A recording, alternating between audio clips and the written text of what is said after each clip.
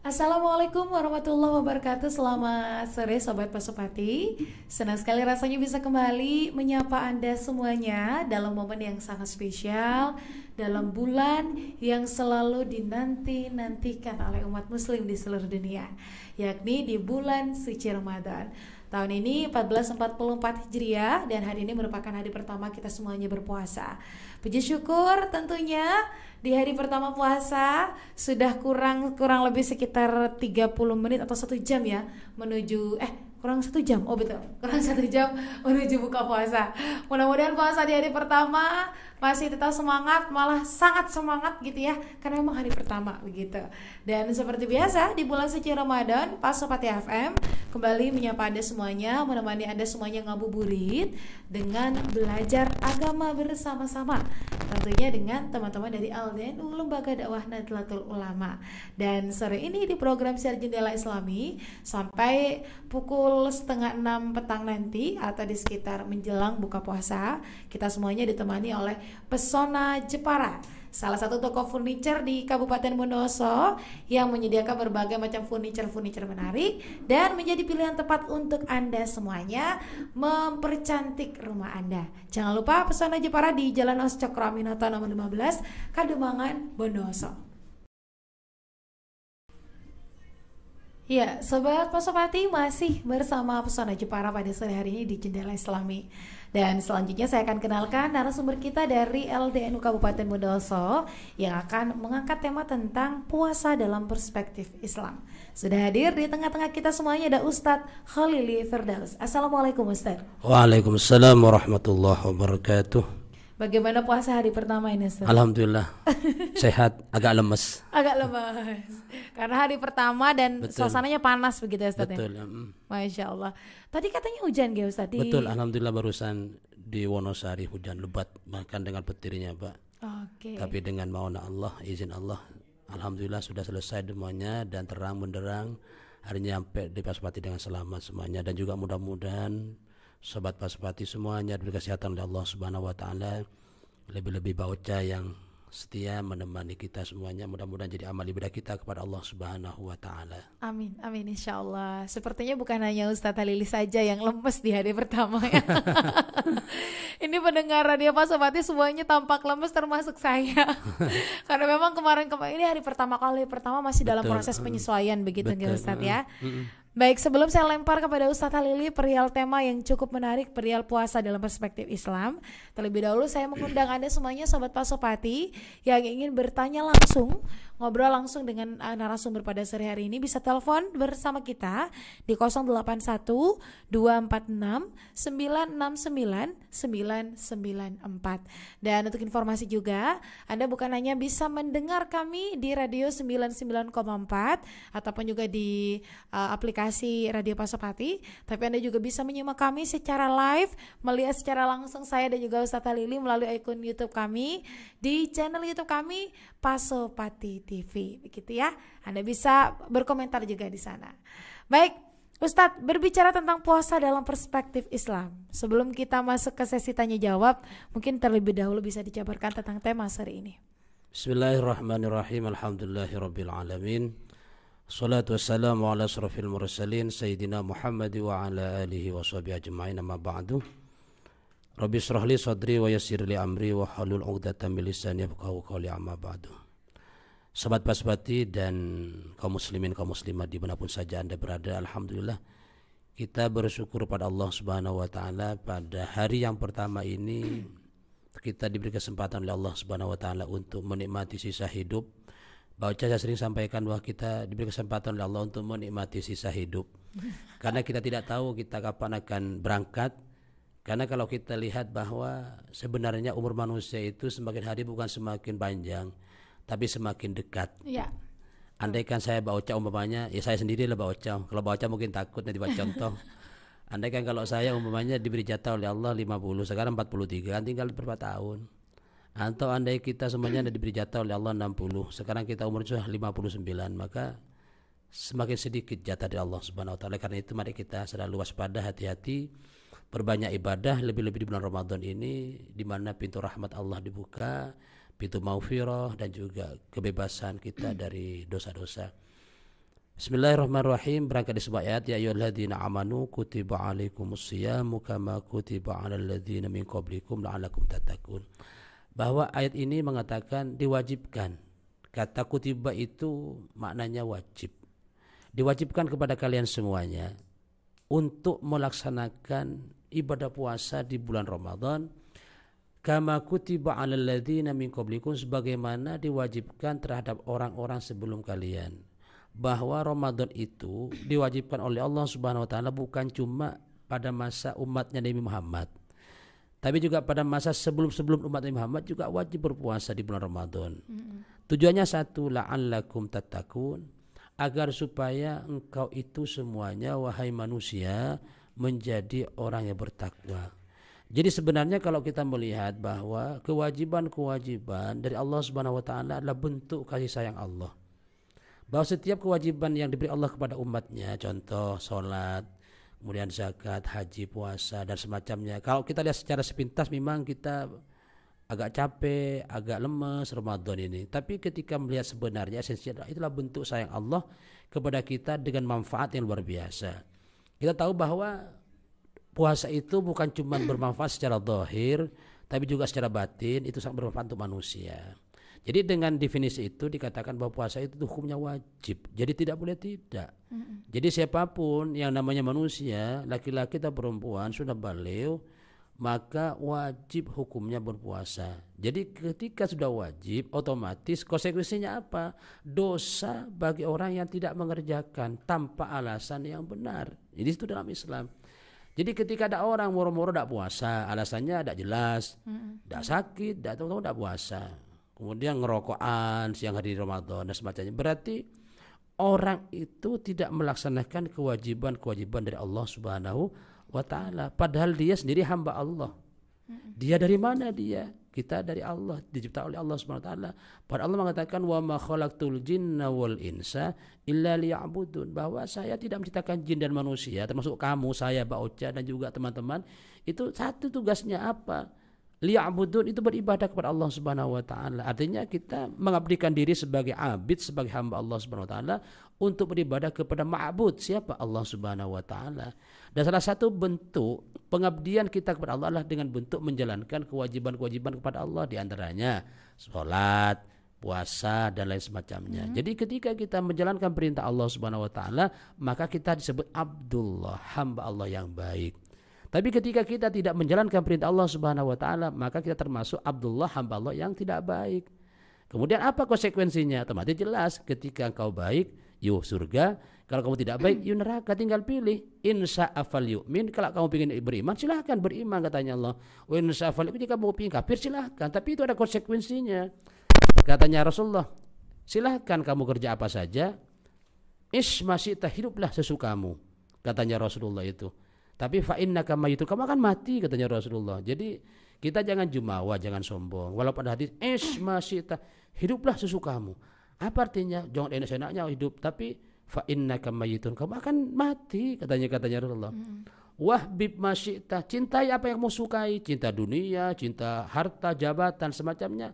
Tapi fa'innaka mufari, kamu akan berpisah, katanya. Kemudian wa'mal masyitah, dan kerjakan apa yang kamu suka. Silakan mau sholat, tidak mau sholat, mau durhaka, tidak mau durhaka, silakan. Tapi fa'innaka majziyun bih, kamu akan dibalas semuanya oleh Allah Subhanahu wa taala. Jadi kembali kepada puasa ini, bahwa ketika seorang hamba menjalankan ibadah puasa dengan baik, dengan ibadah kepada Allah sebagai bentuk taat kepadanya, maka kita akan diberikan julukan Allah tattaqun, atau orang muttaqin, orang yang bertakwa kepada Allah Subhanahu wa ta'ala. Jadi ketika bertakwa kepada Allah, otomatis wa may yattaqillaha yaj'al lahu makhraja wa yarzuqhu min haitsu la yahtasib. Jadi intinya puasa itu membentuk orang bertakwa. Apa bertakwa? Barang siapa yang bertakwa kepada Allah, wa may yattaqillaha, dan barang siapa yang bertakwa kepada Allah. Proses takwa itu banyak, Pak. Bisa dengan sholat, bisa dengan puasa dan semacamnya. Jadi ketika kita bertakwa, wa may yattaqillaha, dan barang siapa yang bertakwa kepada Allah, yaj'al lahu makhraja, maka Allah akan memberikan jalan-jalan begitu mudah bagi dirinya. Wa yarzuqhu min haitsu la yahtasib, dan Allah akan berikan rezeki yang tanpa disengaja, tanpa dihitung-hitung oleh manusia. Jadi Ayat ini mengatakan bahwa barang siapa yang sudah bertakwa kepada Allah, maka Allah akan memberikan kesulitan, dirinya akan diberikan kemudahan. Bahwa rizkinya yang sulit akan diberi kemudahan, umurnya yang tidak barokah akan diberkahkan oleh Allah Subhanahu wa taala. Bahkan kadang-kadang kita begini, Bang. Kenapa kadang-kadang kita banyak orang bingung dengan kehidupan dunia ini? Karena memang kita tidak takwa kepada Allah Subhanahu wa taala. Sehingga dengan masalah dia bingung, padahal jauhna Allah wa may yattaqillah yaj'al lahu makhraja. Barang siapa yang takwa kepada Allah, sesulit apapun Allah akan berikan jalan keluar. Oleh karena orang yang bertakwa tidak ada istilahnya orang stres, itu orang bingung dan semacamnya. Jadi hidup itu biasa happy aja kan begitu. Jadi kembali kepada puasa, bahwa puasa itu adalah kewajiban kita kepada Allah Subhanahu wa taala. Bahkan Rasulullah mengatakan ban fariha bi qudumi Ramadan, barang siapa yang berbahagia dengan datangnya bulan Ramadan, haramallahu jasadahu ala niran, maka Allah mengharamkan dirinya masuk neraka. Itu yang bahagia, Pak. Tapi hadis itu jangan dipahami sebelah. Jadi kalau begini, kok tidak puasa? Oh, saya kan sudah bahagia, Ustaz, kan gitu. Jadi cukup bahagia sudah masuk surga katanya. Tidak, apa artinya? Bahwa bahagia saja itu sudah diharamkan di dalam surga, apalagi sampai menjalankan ibadah puasa. Bahagia tapi tidak menjalankan puasa itu tidak bisa. Nah, jadi kembali kepada puasa, bahwa banyak penghormatan Allah Subhanahu wa taala. Itu yang pertama. Yang kedua, sebagai mukadimah pengantar ini, Mbak, bahwa ini sebagai referensi ini karena kita masih awal Ramadan, ini sebagai rujukan bagi kita, sebagai bekal. Kata Rasulullah, man shoma ramadhana imanan wa ihtisaban ghufira lahu ma taqaddama min dzambi. Barang siapa yang berpuasa di bulan Ramadan, dasarnya itu yang dibangun satu, iman dan harus karena Allah Subhanahu wa taala. Jadi orang berpuasa, siapapun namanya, sobat pasopati, dimanapun Anda berada, kalau Anda berpuasa, maka niatkan pertama karena Allah. Jangan karena manusia. Kalau karena manusia, kamu akan lelah, kamu akan capek. Tapi karena ketika engkau niatkan pada Allah, maka kamu akan bahagia, tidak akan pernah capek. Kenapa, Pak? Karena orang kalau mengharapkan sesuatu dari manusia, tidak akan pernah pas, Pak. Kadang dicaci, dimaki. Ibadah saja kalau minta sanjungan manusia, tidak pernah pas. Kategorinya riya gitu Pak Ustaz. Iya, kadang-kadang terlalu rajin dibilangi, terlalu nakal dibilangi. Ya, ngapain? Tumben rajin ke masjid. Itu kan. Ya, tumben kamu. Biasanya kamu kan nakal. Karena begitu, Pak. Jadi manusia itu dalam beribadah tidak usah memperhatikan manusia yang lain. Yang penting kita tidak salah pada Allah, benar-benar kita melangkah. Makanya berpuasa itu dasar pertama harus imanan. Harus karena Allah. Wahtisaban yang kedua harus ikhlas. Dan ini banyak yang tidak terjadi pada kita. Kadang berpuasa karena tidak enak sama atasan. Kita berkaji di sebuah instansi, bekerja di sebuah instansi dimanapun saya berada. Karena malu sama pimpinan, tidak enak sama pimpinan, tidak bisa. Dia harus karena Allah Subhanahu wa taala. Wahtisaban dan ikhlas. Jadi berpuasa itu memang capek, Mbak. Memang ibadahnya memang capek, dan ibadah yang enak. Memang dalam hadis itu wa khuffatil jannatu bil makarih. Surga itu memang dikelilingi barang tidak enak, Pak. Wa huffatin naru bisyahawat. Tapi kalau neraka mesti itu dikelilingi barang enak. Contoh, surga, sholat, capek kan? Tarawih capek, tahajud capek, apalagi puasa, capek. Coba kalau urusan neraka. Coba nonton, maksiat, pacaran dan semacamnya, atau kita lah apa istilahnya, macam-macam lah sekarang. Kelakuan orang maksiat pada Allah Subhanahu wa taala itu kan asik kan? Enak, senang. Kenapa? Karena memang itu pancingnya setan. Kenapa ya katanya Romai Rama, kenapa yang asik-asik itu dilarang? Kenapa yang enak-enak itu diharamkan? Itu kan memang perangkap setan itu kan. Ini itu perangkap lagunya Romai Rama jadi. Betul itu, Pak. Kenapa yang asik-asik itu kok dilarang? Kenapa yang itu kenapa yang enak itu kok diharamkan? Kenapa? Sebenarnya bukan enak. Itulah perangkap setan. Umpannya itulah perangkap setan. Akan menjadi orang sesat. Seperti orang pacaran, minum, nongkrong sambil ngerumpi dan semacamnya. Itu kan sebenarnya kan asik. Tanpa terasa 1 jam ngomongin orang. Padahal kalau baca Quran 1 jam capek banget. Karena memang neraka begitu. Neraka itu memang dihiasi oleh barang-barang enak. Dan surga itu memang dikelilingi barang-barang tidak enak. Makanya kalau kita beriman pada Allah, berpuasa, insya Allah nikmat berpuasa kita, walaupun capek tapi senang kita merasakannya seperti itu. Itu baca sebagai pengantar dari kami. Oke, siap. Terima kasih Pak Ustaz. Saya mencatat ini, puasa adalah kewajiban, puasa karena Allah Subhanahu wa taala gitu ya. Luar biasa sekali pengantarnya, menyentuh hati. Mudah-mudahan ini jadi pengingat bagi kita semuanya bahwasanya puasa yang kita lakukan semuanya dilakukan benar-benar karena Allah Subhanahu wa taala, bukan karena ingin mendapatkan pujian. Betul. Begitu ya. Baik, masih bersama dengan Pesona Jepara, toko furniture yang terlengkap di Bondowoso, Sobat Pasopati. Untuk Anda sekali lagi yang ingin mempercantik rumah Anda, silakan, furniturnya bisa diganti mungkin pas Ramadan, nanti pas Lebaran jadinya rumahnya tampil baru, begitu ya. Semangatnya baru, rumahnya juga baru.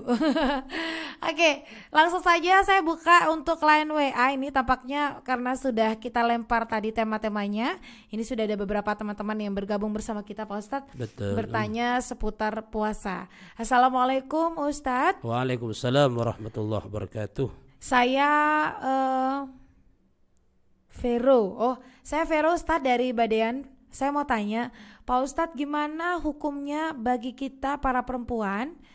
Puasanya itu kita belum bayar hutang yang puasa Ramadan kemarin.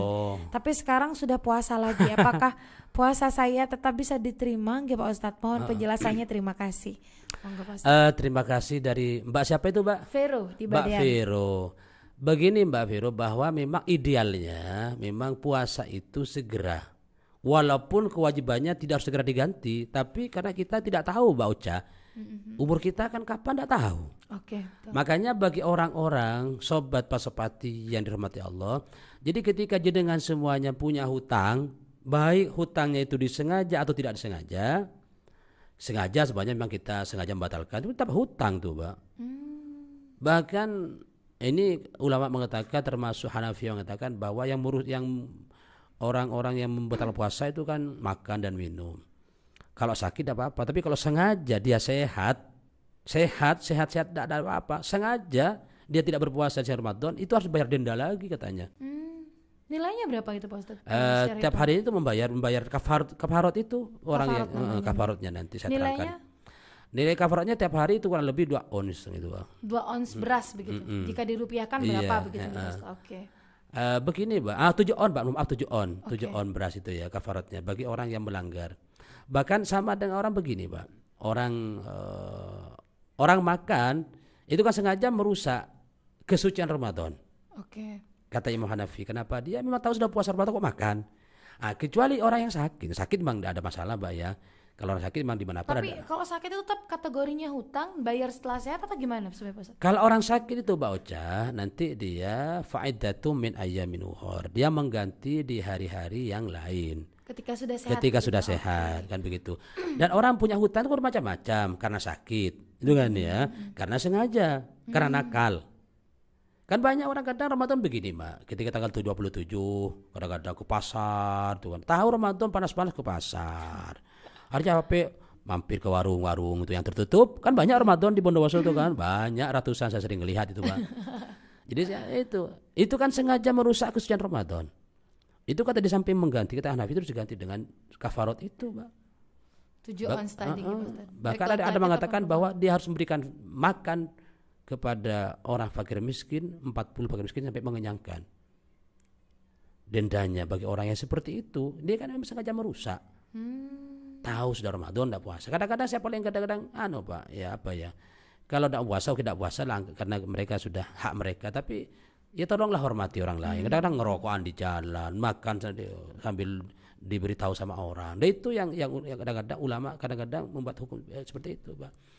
Ya kalau memang dia sakit silahkan lo makan di rumah. Kalau memang tidak puasa makan di rumah lah. Tidak usah dipertontonkan sama orang. Kadang-kadang kita kan itu termasuk menghina, Pak. Menghina aturan agama dan juga tidak menghormati saudara kita lagi berpuasa. Kalau ngorokan lo di rumahnya lah, tutup pintu dan semacamnya. Jadi kembali pertanyaan barusan Mbak Heru barusan, bahwa bagaimana Ustaz kalau andai orang sudah orang punya hutang dan hutangnya berlipat-lipat tuh Bang. Kan begini, biasanya orang hamil kan tidak puasa. Dia kan sudah tahun berhutang kan Pak, sebulan ya. Kemudian berikutnya dia masih menyusui 2 tahun kan hutang lagi. 30.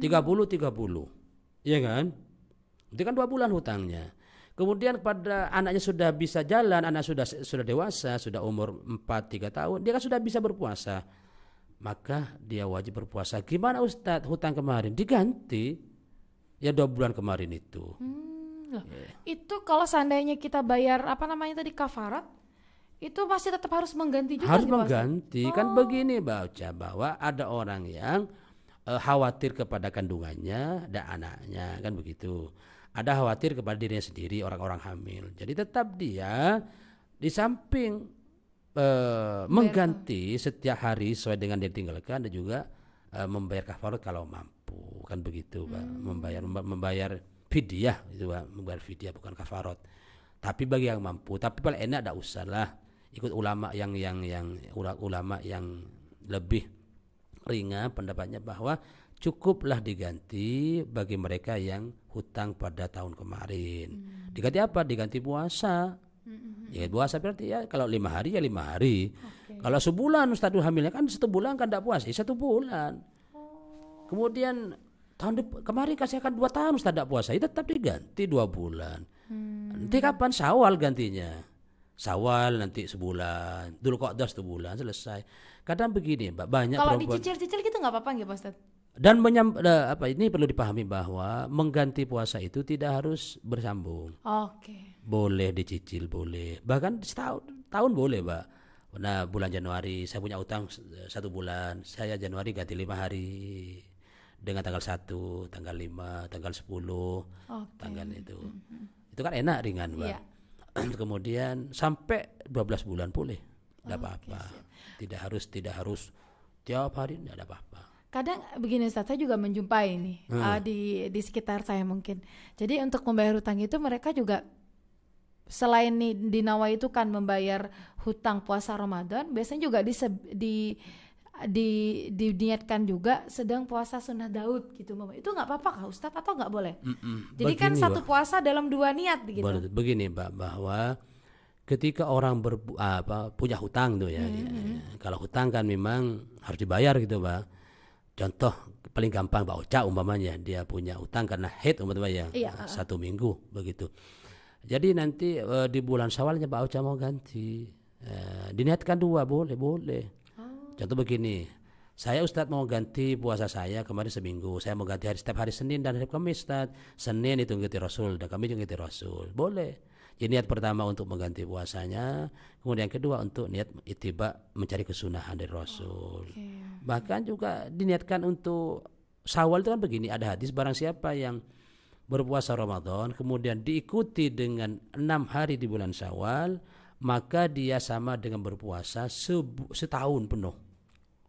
Nah, gimana? Saya punya utang Ustaz, disasati. Jadi Mbak Ocha itu niat mengganti utang kemarin, niat untuk puasa Syawal, dan niat untuk mengikuti Rasul Senin dan Kamis. Dapat 3 itu.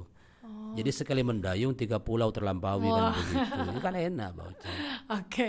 Kemarin sempat banyak yang menyampaikan, cuman ragu karena waktu hanya sebatas teman saja. Tapi kalau ahlinya yang menyampaikan, insya Allah ini sudah menjadi kekuatan untuk kita semuanya ya. Baik.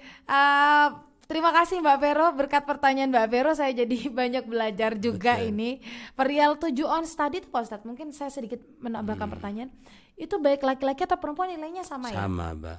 Besar kecil? Besar kecil sama. Yang penting dia bernyawa masih Bang. Jadi fidyah itu Mbak 7 on itu. 7 on itu tidak habis 1 kilo itu Pak. Kalau enak sekarang disempurnakan 1 kilo lah kalau sekarang itu kan lebih enak. Soal begini Mbak, bahwa kalau ukuran-ukuran fidyah sama dengan zakat itu Pak tidak boleh kurang. Kalau lebih boleh. Orang zakat fitrah kan ukuran sekarang kan 2,8 Pak, 27 atau 2,5 kilo orang bilang gitu. Jadi lebih enak disempurnakan 3 kilo. Kalau kurang tidak boleh. Jadi fidyah itu kan 7 on. 1 kilo kan 10 on. Jadi enak disempurnakan menjadi 1 kilo aja. Itu lebih enak. Sisanya nanti buat sedekah kepada orang yang menerima kan begitu, ketimbang kurang. Siap. Ini menyambung, ini sepertinya pertanyaannya menyambung ini. Saya scroll ke bawah, barusan ada Mbak Wiwin dari daerah Koncer. Mohon izin Pak Ustadz menyambung pertanyaan, saya ini sedang hamil. Tapi saya merasa saya kuat untuk berpuasa. Bolehkah saya tetap berpuasa nggih Pak Ustadz? Mohon petunjuk atau bagaimana ini Pak Ustadz secara hukum agama? Monggo.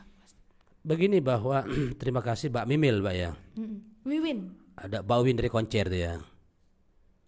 Begini Mbak, bahwa orang yang hamil apakah dia masih punya kewajiban atau tidak puasanya? Tetap dia punya kewajiban. selama manusia masih hidup, dia baliغ dan berakal, maka dia tetap wajib berpuasa. Kemudian dalam Islam itu namanya ada hukum azimah, ada rukhsah. Azimah itu hukum asal bahwa setiap puasa itu wajib pada setiap Islam, laki-laki dan perempuan. Kemudian ada rukhsah, rukhsah itu dispensasi bagi orang-orang yang mengalami udzur sakit atau menyusui atau hamil dan semacamnya.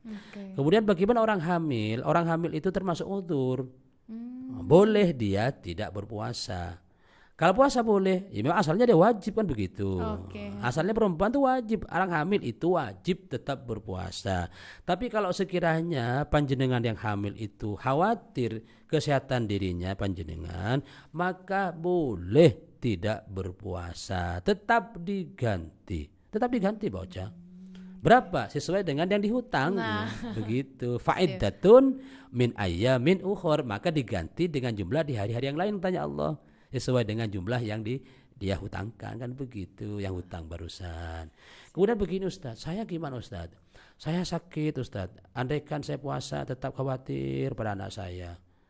Kemudian tetap gimana? Dia tetap boleh khawatir pada dirinya, akan kandungannya, tetap boleh dia tidak berpuasa. Cuma dia berada dispensasi nanti kapan? Ketika dia membayar hutangnya, nanti ketika anaknya sudah lahir dan sudah normal, kan begitu. Sudah tidak menyusui begitu ya, sudah tidak menyusui boleh. Bahkan kalau dibantu dengan susu sambil menyusui sambil ganti boleh. Karena begini Mbak ya, kadang kita kan begitu terlalu banyak tumpuk-tumpuk hutang kan capek juga. Iya Mbak, terlalu banyak. Kemarin setahun Ustaz, sudah saya 30 hari waktu hamil. Sekarang nanti nunggu berikutnya kan masih 20 tahun Ustaz. Tahun pertama anak nyusui satu bulan penuh. Tahun kedua 1 bulan penuh, kan 3 bulan Ustaz. 3 bulan kan 30 kan 90 hari, capek. Makanya bahwa ketika perempuan seperti itu nanti jangan terlalu banyak menghutang. Artinya begini, ketika sudah lahir cicil lah Mbak, anaknya dibantu dengan formula gitu ya. Kalau sekiranya tidak sakit anaknya begitu. Tapi kalau sekiranya sakit tidak apa-apa lah sampai nanti sehat dewasa, kan begitu Mbak. Kasihan anaknya, kan begitu. Tapi seringkali ketika udah terlalu banyak hutang puasanya jadi lupa sudah berapa hari. Lupa, karena pas ada yang diganti itu Pak. Iya. Banyak nggak itu segera Pak. diganti jadi lupa. Saya berapa hari ya gitu. Iya, jamaah saya banyak pengajian di rumah. Saya sudah berapa tahun Ustaz tidak ganti ya. Beda tahun. Makanya hati-hati itu Pak, kewajiban-kewajiban itu. Apalagi sholat itu, ya Allah, banyak kadang-kadang saudara kita yang meninggalkan itu Pak, teman-teman kita. Maka ya perbanyaklah kita istighfar dan mohon kekuatan pada Allah agar kita menjalani ibadah itu kuat itu Mbak. Apalagi puasa ini. Makanya perempuan yang hamil kalau sekiranya panjenengan sehat, puasalah, tidak apa-apa. Yakin pada Allah. Insya Allah bayinya sehat kok Mbak. Amin. Insya Allah. Nah, insya Allah anaknya kalau dipuasai itu ditirakati, katanya Gus Dur, ditirakati, diridoi. Kan ada sih ini Gus Dur, ditirakati, diridoi. Berarti anak itu ditirakati, diridoi. Tirakat dengan puasa. Insya Allah anak jadi orang alim nanti Pak. Amin, amin. Dengan barokahnya puasa. Kadang perempuan terlalu khawatir, kalau saya puasa nanti saya sakit. Padahal dalam ulama itu besar semuanya istrinya dulu sejak baru dia ngidam sampai lahirkan puasa. Banyak ulama seperti itu Pak. Para ulama rata-rata umiknya ketika dia sudah hamil pertama 1 bulan pertama dia sudah rata-rata puasa sampai lahir itu Pak. Tapi ternyata ketika lahir jadi ulama-ulama besar semuanya kan ditirakati. Kita kan terlalu khawatir, Mbak. Akhirnya anak kita kan cuma sehat fisiknya, kadang ruhnya tidak sehat gitu. Kan begitu. Mudah-mudahan Bu Wiwin yang lagi stay tune sama kita, yang insya Allah katanya mau berpuasa, mudah-mudahan dikuatkan hingga nanti di hari ke-30 begitu Bu Wiwin ya. Termasuk teman saya Pak Ustadz juga tadi di daerah Sumber Salam juga sedang mencoba berpuasa di hamil kelimanya Mbak Iva, mudah-mudahan juga kuat ya insya Allah. Baik, masih bersama Pesona Jepara, Sobat Pesopati, toko furniture terlengkap di Kabupaten Bondoasal. Pertanyaan selanjutnya dari Mas Rosi di daerah Sumber Beringin. Assalamualaikum Ustadz. Waalaikumsalam warahmatullahi wabarakatuh. Saya mohon petunjuk Pak Ustadz. Bagaimana hukumnya manakala kami yang suami istri ini berpuasa tapi mandi besarnya itu pasca ketiduran sampai jam 6, bolehkah tetap berpuasa atau ini gimana maksud? Paham saya Mbak. Dari Beringin Mbak ya. Sumber Beringin. Dia mungkin malam hari janabah junub itu Pak. Bahasanya dia kumpul dengan suami istri, kemudian imsak dia tidak mandi gitu Pak ya. Iya. Nah, kemudian sampai jam 6 dia baru bangun. Apakah tetap puasa atau tidak Ustadz? Begini ya, bahwa idealnya bagi orang yang kumpul suami istri itu kalau bisa segera mandi. Karena waktu itu posisi Anda dalam keadaan janab itu kotor. Ya kan? Najis dan semacamnya. Segera mandi, nanti malaikat takut nanti yang masuk setan semua ke rumah kita itu. Oleh karena itu segera mandi. Kemudian kalau tertidur Ustadz, pas tidur capek dan semacamnya, akhirnya saya kan imsak itu Ustadz kebablasan. Kemudian saya bangun jam 6, apakah puasa? Tetap puasa, niat waktu itu. Niat jam 6 waktu itu, niat sudah saya berpuasa, nawaitu samawadin, begitu seperti biasa. Kemudian puasa lanjutkan. Ya, tapi tidak harus bersahur waktu itu, Mbak. Tapi kan waktu nanti apa sahur waktu itu. Kalau cuma jam 6 susahnya kalau bangunnya jam 9 pagi pas sahur itu. Sahur jam 9 puasa setengah hari. Itu kan pas repot tuh. Ya tetap puasa, yang penting persyaratannya dia tidak makan apa-apa dari tadi itu, dari imsak itu. Tapi lebih bagus bagi suami istri yang sudah najis kotor janabah itu segera mandi. Tidak ada air dingin, air panas gitu kan boleh itu Pak. Jadi segera mandi. Jadi tidak ada kaitannya bahwa junub itu dengan batalnya puasa. Tidak ada kaitannya. Artinya puasanya tetap, yang penting nanti langsung harus mandi. Harus mandi. Puasanya dilanjut begitu. Niatnya ya sejak itu diingat gitu ya. Tapi kalau puasa langsung membatalkan dengan kumpul istri tidak boleh itu. Di tengah hari, di siang hari. Itu sambil dia mengganti harus bayar denda kafarat itu berlipat-lipat dendanya itu. Lebih dari 7 ons berarti. Berkali-kali. Dia harus memerdekakan budak. Kalau dalam Indonesia, kalau kan zaman dulu memerdekakan budak kita paham. Kalau zaman sekarang yang kedua harus memberikan makanan fakir miskin 40 orang mengenyangkan waktu makanan yang normal.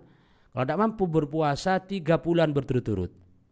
3 bulan nggak boleh putus-putus. Nggak boleh putus-putus. Bahkan ketika umpamanya dapat 59 tinggal 1 hari batal. Harus ulang lagi, itu kalau kafarat itu Pak. Allahu Akbar. Makanya sehingga Hanafi mengatakan bahwa orang yang sengaja berpuasa membatalkan puasanya di bulan Ramadan, tidak menghormati kewajiban dari Allah, tidak menghormati itu ibadah, itu sama hukumnya dengan orang membatalkan suami istri itu Pak. Ada kafaratnya gitu. Kenapa? Padahal kita di sekitar kita banyak puasa kan Pak, sengaja membatalkan. Itu kalau mengikuti kaulnya mazhab Hanafi, di samping dia mengganti puasanya seperti yang biasa, tetap harus memperdekakan budak, atau memberikan makanan 60 orang miskin, atau berpuasa 3 bulan berturut-turut. Karena dia adalah hadku Ramadan, dia merusak kesucian Ramadan.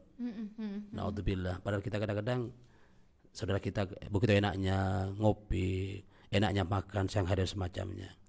Kok itu ketat? Bukan ketat agama Pak. Sebenarnya Allah itu sayang pada kita. Dengan berpuasa kita menjadi orang bertakwa, dengan puasa kita sehat jiwa dan raga gitu. Insya Allah Pak. Kenapa? Karena memang dalam diri kita terlalu lama Pak. Mesin kita terlalu beroperasi, perlu istirahat itu ya. Sabar Mbak Ocha itu ya. Terus bekerja tapi tidak istirahat kan drop nanti Pak. Iya betul. Sama dengan lambung kita, usus kita, semuanya perlu istirahat 1 bulan tuh. Nanti kita akan sehat insya Allah. Amin, insya Allah. Memang sudah banyak sekali Sobat Pasopati, mungkin jika Anda browsing, pegang handphone, googling begitu ya, banyak sekali kajian-kajian ataupun juga eksperimen ya yang menyebutkan bahwasanya berpuasa itu justru sehat untuk tubuh kita. Begitu, silakan Anda bisa browsing gitu ya. Baik, pertanyaan berikutnya untuk barusan pertanyaan sudah dijawab, mudah-mudahan bisa dipraktikkan ya. Betul, jangan sampai bablas jam 10 atau jam 12, sahur jam 12 jangan sampai ya. Baik, masih di jalur WA ini Pak Ustadz dari Mas Sodek aja di daerah Tamanan.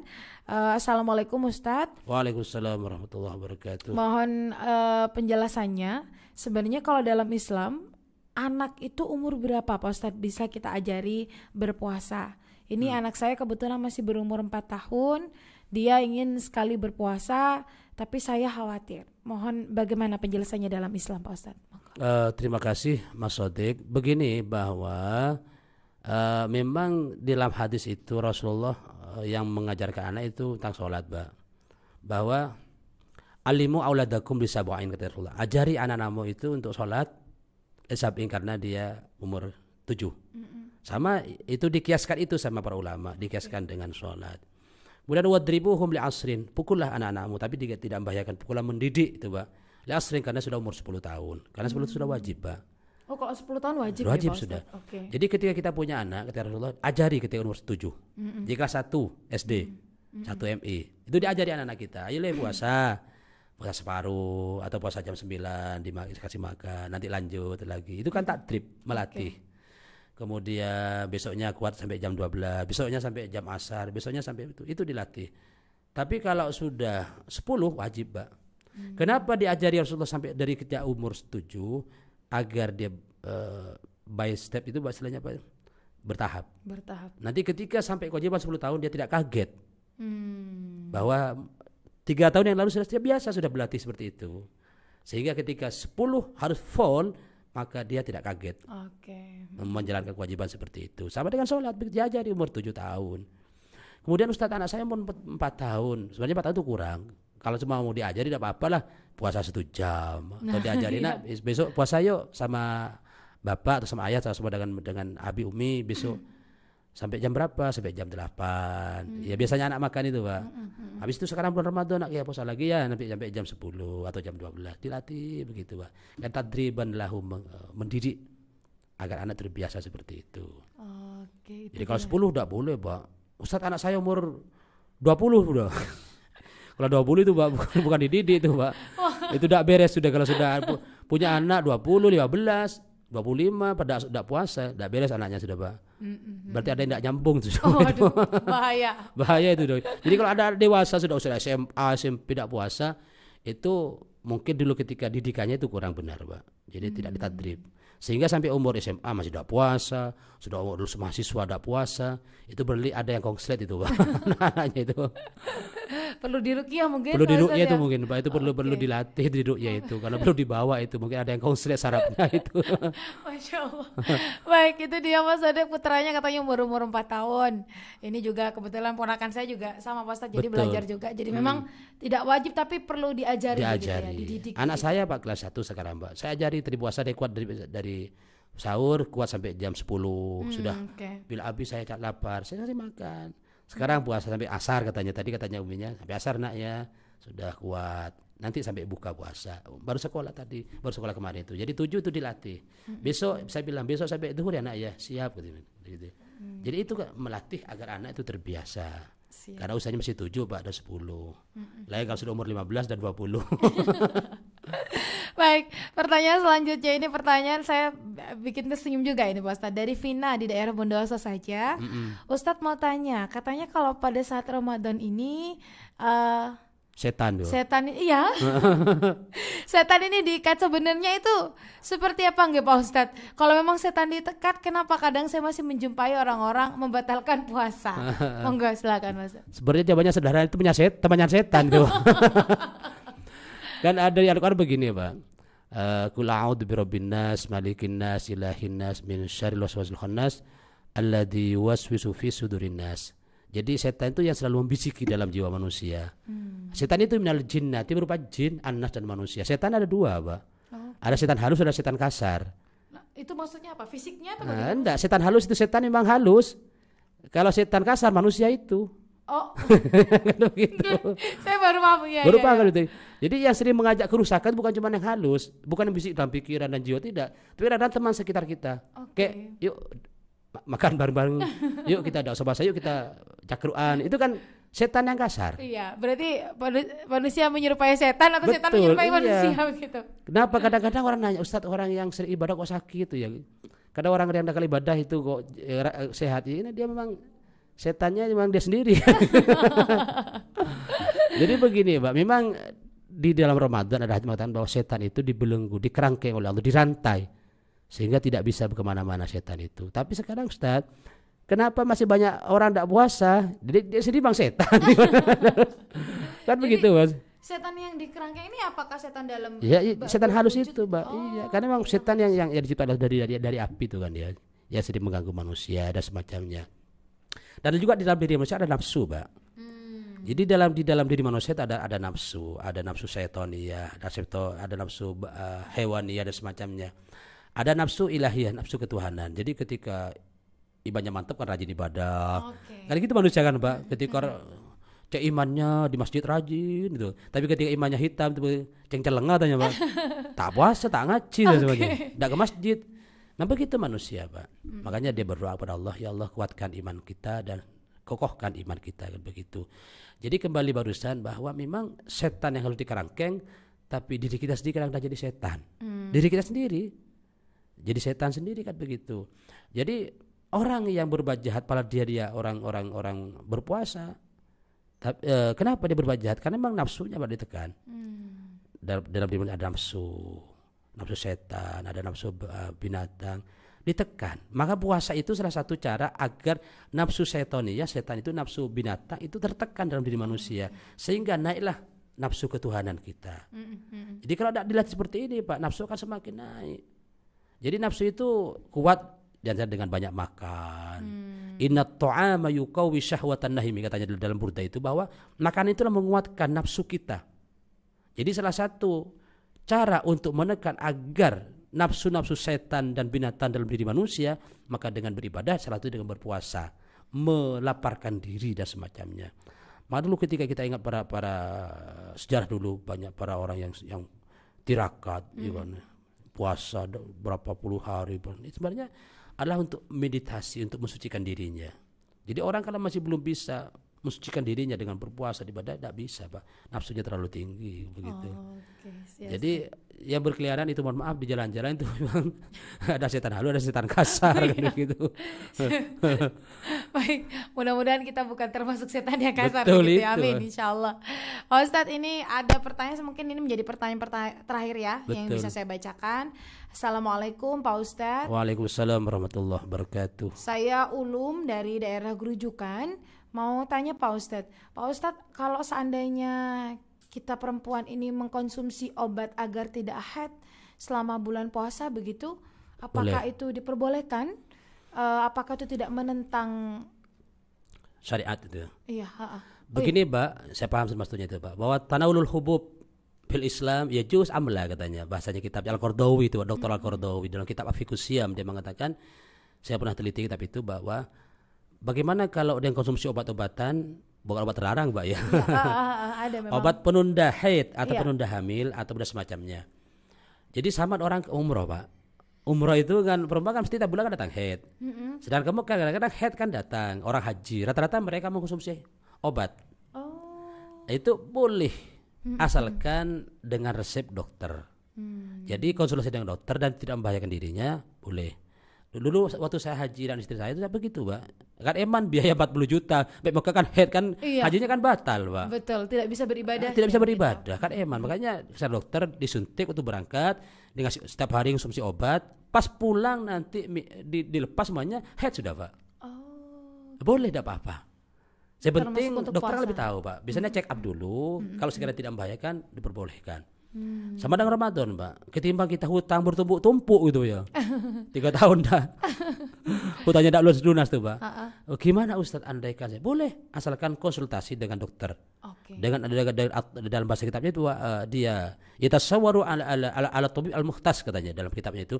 Dia konsultasi dengan dokter spesialis yang di bidang itu. Bagaimana, Dok, andaikan saya menunda haid agar saya sempurna Ramadan kita?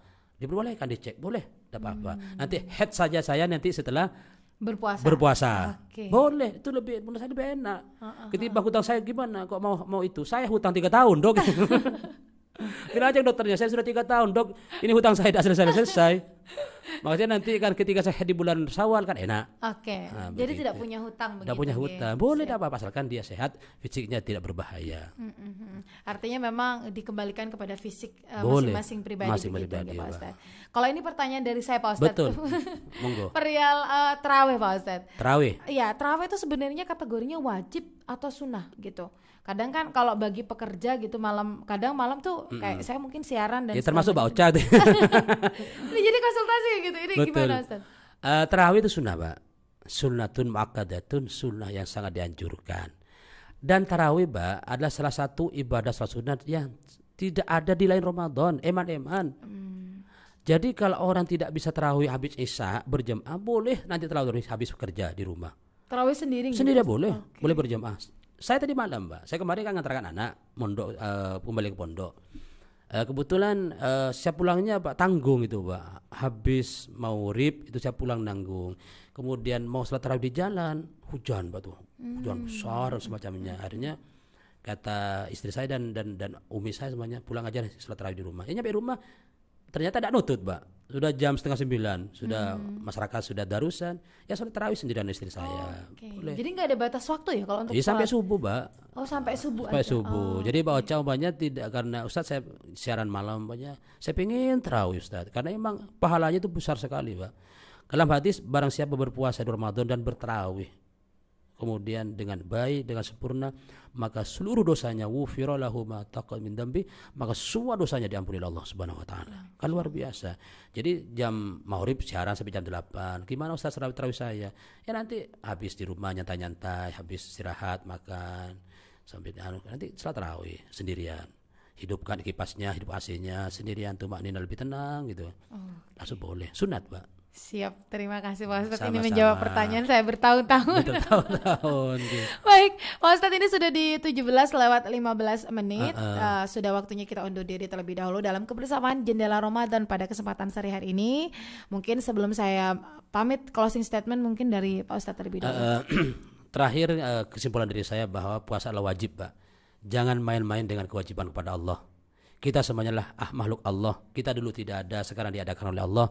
Kita dulu miskin, sekarang dikayakan oleh Allah. Dulu kita bodoh, dipinterkan oleh Allah. Oleh karena itu jangan pernah menyia-nyiakan kewajiban dari Allah. Kenapa? Karena setiap perintah Allah itu adalah manfaatnya kepada kita sendiri, tidak kepada Allah. Kemudian yang terakhir, bahwa puasa itu adalah di samping menyehatkan kita secara fisik, dan juga akan menyehatkan kita batin kita. Buat apa fisik sehat tapi batin kita keropos? Maka puasa adalah satu tip menu untuk menyehatkan batin kita yang lagi keropos, yang lagi sakit, tentunya dengan beribadah kepada Allah dengan berpuasa Ramadan sebaik-baiknya. Di samping pahala Allah luar biasa, barang siapa berpuasa Ramadan ikhlas karena Allah dan sempurna, maka seluruh dosa kita, seluruhnya, Pak, bukan separuh, seluruh dosa kita diampuni oleh Allah Subhanahu wa taala. Luar biasa door prize dari Allah Subhanahu wa taala. Amin. Jangan sia-siakan hidup sekali, Pak. Oke. Tidak pernah dua kali. Jangan sampai menyesal nanti, Pak, di akhirat gitu. Terima kasih. Terima kasih Ustadz. Terlebih lagi